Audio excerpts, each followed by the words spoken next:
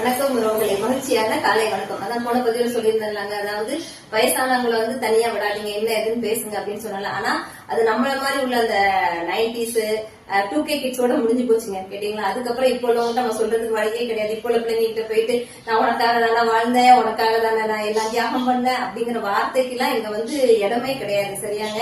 அதுக்காக என்ன, நம்ம காலத்துக்கு தகுந்தாப்ப இப்போ உள்ள பேரண்ட்ஸ் நம்ம எல்லாரும் நம்மள என்ன செய்யணும், தயார்படுத்தி வச்சுக்கணுங்க. இல்ல நம்ம குழந்தைங்க நல்லா பாக்குறோம், கண்டிப்பா நம்ம குழந்தைங்க நாளைக்கு நம்மளை கவனிப்பாங்க அப்படின்னு சொல்லி அந்த ஒரு எண்ணத்துல மட்டுமே நம்ம வாழ்ந்துட்டு இருக்க கூடாது. அதை நம்ம அவங்க கிட்ட வெளிப்படுத்தவும் கூடாது. நீ எல்லாம் பார்க்க வேண்டாம், நான் பாத்துப்பேன் அப்படிங்கிற மாதிரி வார்த்தை நம்ம கிட்ட சொல்லக்கூடாது. ஆனா நம்ம நம்மள ஒரு தயார் நிலையிலேயே வச்சுக்கணும். நம்ம குழந்தைங்களை படிக்க வைக்கிறது, நல்ல நிலைமை கொண்டு வருது நம்மளுடைய கடமை.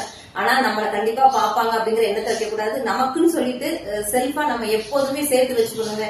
முக்கியமா மனதைரியம் ரொம்ப ரொம்ப முக்கியம். கரெக்ட் தானே நான் சொல்றது? வாழ்க்கை